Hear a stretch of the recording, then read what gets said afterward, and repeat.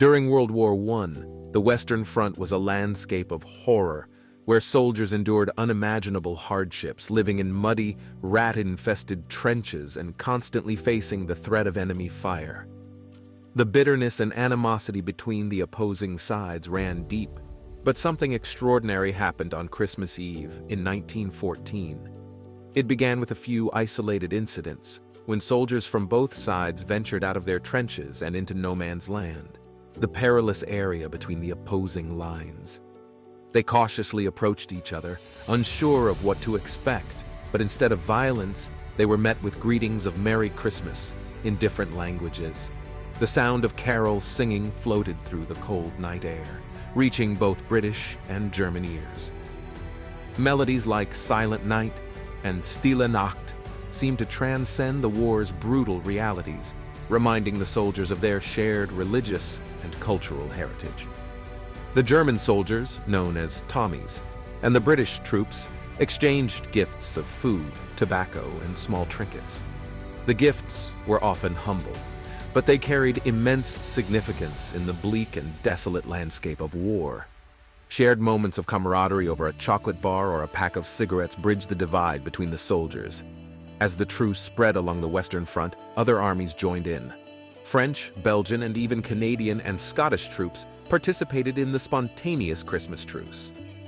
The soldiers set aside their differences, even if temporarily, to find comfort in their shared humanity during the festive season. In some areas, soccer matches broke out between the opposing sides. They used empty shell casings or makeshift balls to play a game that transcended national borders. For a brief moment, the horrors of war seemed to fade away as laughter and shouts of camaraderie filled the air.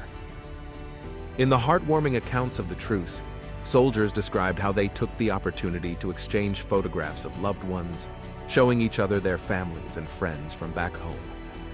The photographs humanized the enemy, transforming them from faceless adversaries into individuals with hopes and dreams just like themselves.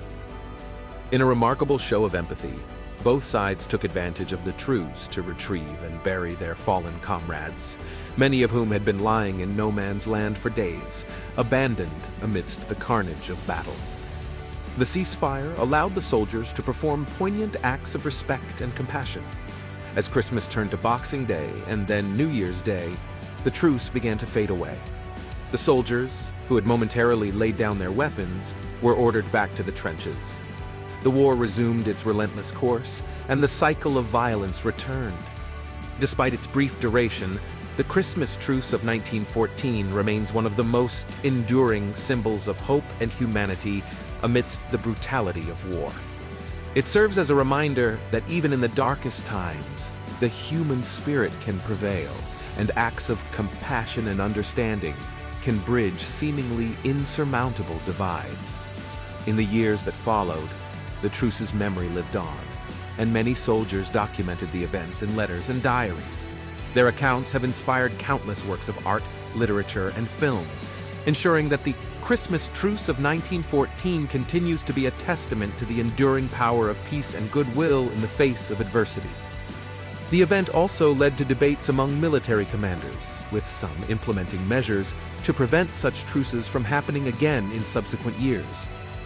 The legacy of the Christmas Truce lives on in contemporary culture, with ceremonies and reenactments held to commemorate the soldiers who found a moment of peace amidst the chaos of war.